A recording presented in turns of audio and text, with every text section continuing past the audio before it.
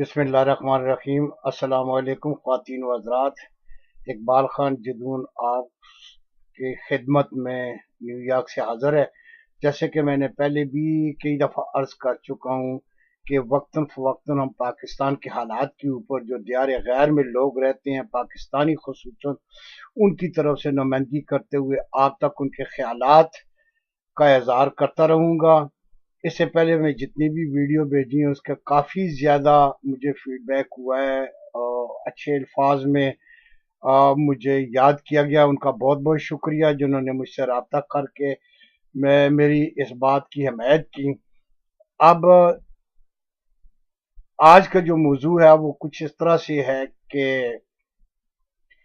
ایک طرف تو ہماری آرمی جو ہے وہ حالات جنگ میں ہے، اور دہشت گردوں کے خلاف وہ دہشت گرد جنہوں نے تقریباً 8 سے 10 ہزار لوگ بے گناہ قتل کیے، مارکیٹوں میں راہ چلتے ہوئے آگ لگائی بم دھماکوں میں، اور بڑے بڑے اداروں پہ انہوں نے حملہ کیا۔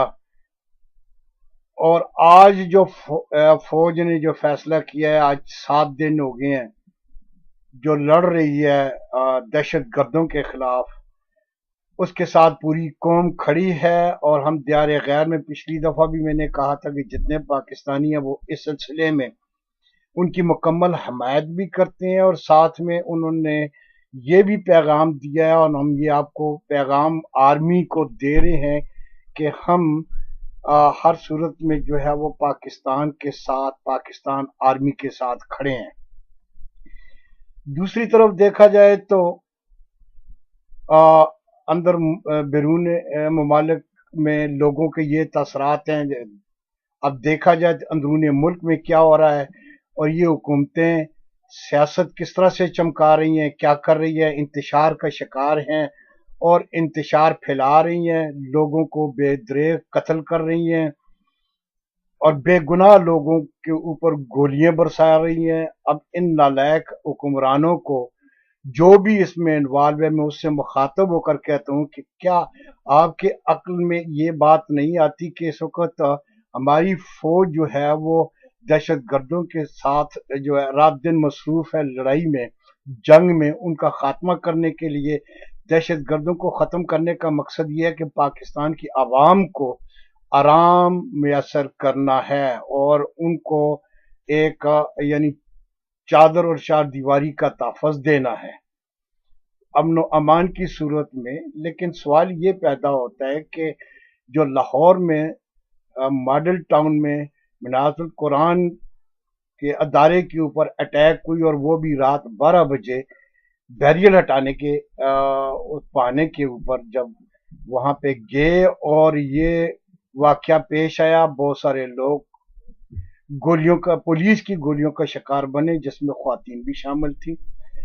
اس پہ نہ صرف پاکستانی میڈیا نے کھل کے اظہار کیا اور بتایا بربریت، پولیس کی بربریت اور پولیس کی دہشت گردی کا مظاہرہ جو ہم نے ٹی ویوں پہ بیٹھ کے دیکھا، نہ صرف پاکستانی میڈیا بلکہ بیرون ممالک میں جو میڈیا ہے جو اس طاق میں بیٹھے ہوئے ہیں کہ کسی طرح سے بھی پاکستان کی کمزوری کسی صورت میں بھی سامنے آئے، اور وہ یہ کہتے ہیں کہ ہم تو پہلے سے کہہ رہے ہیں کہ پاکستان دہشت گردوں کا گڑھ ہے، وہاں پہ یعنی کہ اس کی نرسری ہے، وہاں پیدا ہوتے ہیں اور پوری دنیا میں پھیلے ہوئے ہیں۔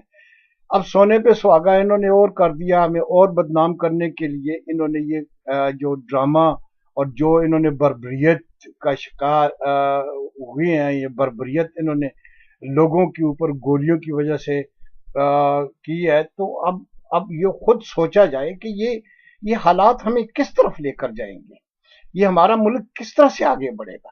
دعوے تو بہت کرتے تھے کہ ہم بہت زیادہ آگے جو ہے بڑھیں گے، پاکستان کو یہ کر دیں گے، وہ کر دیں گے، ہم اس کو جو ہے وہ دنیا کے نقشے کے اوپر جو ہے پہلے نمبر پہ لائیں گے۔ لیکن جو ہی اقتدار میں آئے انہوں نے بے گناہ لوگوں کے اوپر گولیاں برسانا شروع کر دی اور اپنے مخالفین کو دبانے کی کوشش کر دی۔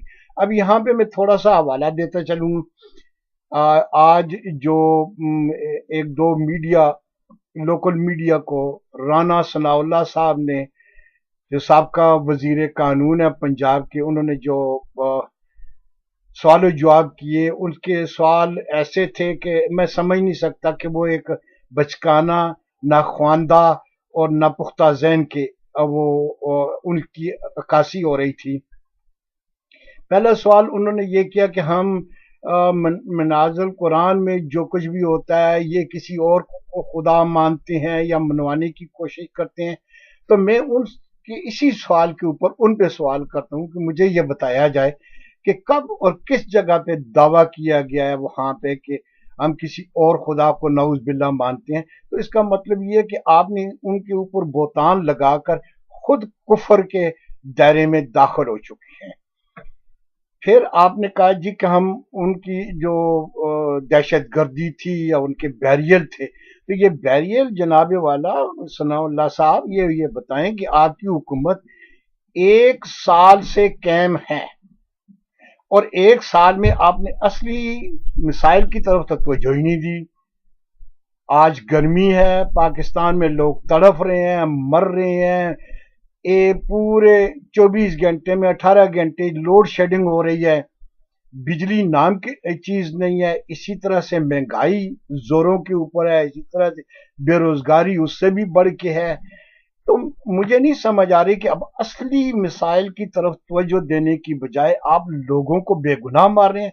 चलो मान लिया आपने बैरियल हटाने के लिए ये कहा उनको, लेकिन कौन सा ये तरीका है, कौन सा ये कानून है कि आपने रात 12 बजे बैरियल के ऊपर दावा बोल दिया, हल्ला बोल दिया रात 12 बजे।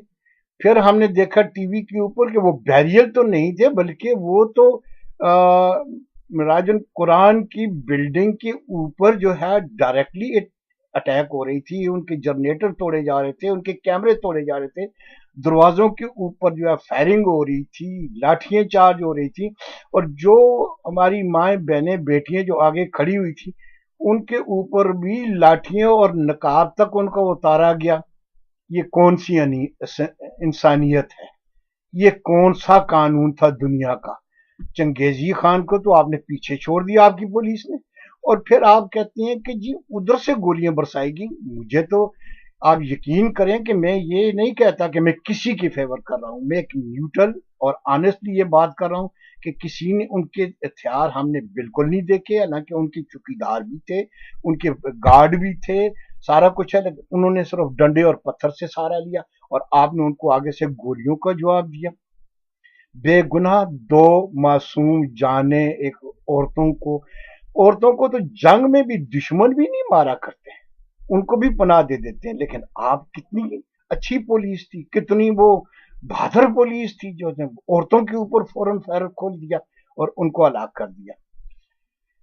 फिर आपके हमजा शरीफ कौन है? चीफ मिनिस्टर के बेटे हैं, उनकी बेटियां, यानी जहां पर भी उनके रिश्तेदार हैं वहां पे बैरियर लगे हुए हैं। चाहिए तो ये था कि पहले उनको बैरियर आजाद करते, उनके हटाते, फिर इसके बाद इनको भी उठाते तो फिर हिसाब बराबर हो जाता। लेकिन आपने ऐसा नहीं किया। अब हमारा मुतालबा जो बैरून मुल्क पाकिस्तानियों का है वो ये है कि इसकी अनकंडीशनल, बगैर किसी प्रेशर के, सुप्रीम कोर्ट से और हाई कोर्ट से हमारी ये दरख्वास्त है कि इसकी तहकीकात जो है अदलिया के सपुर्द, और अदलिया इसको पूरी तरह से दयानतदारी के साथ इसको फाइंड आउट करे। जो लोग मुजरम हैं उनको इस कानून के कटहरे में लाकर सख्त से सख्त सजा दी जाए। अगर ये बात ना हुई तो यकीनन हम इसके लिए अक़वाम मुत्तहिदा की कमीशन से भी दरख्वास्त करेंगे और वो जाकर इन्वेस्टिगेशन करेगा इस सिलसिले में। तो बेहतर यही होगा कि अपनी जो वहां पे हमारी अदलिया है, अगर वो इंसाफ दे देती है तो किसी के ऊपर फिर बात करने की जरूरत ही नहीं है। हमें अपनी अदलिया के ऊपर पूरा यकीन है। हम ये चाहते हैं कि इस बर्बरियत का अजाला हो, उन जालिमों को चाहे कोई भी हो। सिर्फ सनाउल्लाह साहब कहते हैं कि हमने गोली का आर्डर नहीं दिया। अगर गोली का आर्डर नहीं दिया तो फिर गोली चलाई किसने? کس کے آرڈر سے؟ پولیس مین خود بخود گولی نہیں چلا سکتا جب تک اس کو اوپر سے آرڈر نہ ملے. اگر اس میں ڈی پی او شامل ہے، ڈی آئی جی شامل ہے، اس میں آئی جی شامل ہے، کوئی بھی ہے، اس کو انصاف کے کٹہرے میں لایا جائے. یہ ہماری ڈیمانڈ ہے بیرون ملک پاکستانیوں کی، اور آپ سے ہماری یہی گزارش ہے، عوام سے بھی، کہ یہی مطالبہ جو ہے عدلیہ کے پاس جانا چاہیے. اور اس کے سلسلے میں ہم نے سپریم کورٹ کو بھی ایک لیٹر لکھ دیا ہے، اور اسی طرح سے ہم نے استدعا کیا ہے، درخواست کیا ہے، ریکویسٹ کیا ہے کہ اس کا مجرموں کو بے نقاب کیا جائے اور عدالت میں ان کو انصاف کے کٹہرے میں لایا جائے. اسی کے ساتھ میں اپنے چند جو الفاظ آپ تک پہنچانے تھے میں نے پہنچا دیے ہیں. اللہ تعالی ہمارے ملک کو، اللہ تعالی ہمارے اس وطن کو ہر مصیبت، ہر مشکلات سے بچائے، اور وہ لوگ جو بے گناہ مارے گئے ہیں، ہم پورے پاکستانی دیار غیر میں ان کے لیے غمزدہ ہیں، ان کے لیے دعائے مغفرت کر رہے ہیں. اللہ تعالیٰ وہ تو ہے ہی جنتی، خاص کر دو خاتون، دو بچیاں، دو بہنیں جو بے گناہ ماری گئی ہیں، ان کے لیے ہم شدید جو ہے ہمارے اندر جو ہے ایک جذبہ ہے، یعنی کہ ایک افسوس ہے، ایک دکھ ہے. تو اللہ تعالی ہمیں نیک عمل کرنے کی توفیق عطا فرمائے. آمین ثم آمین. خدا حافظ.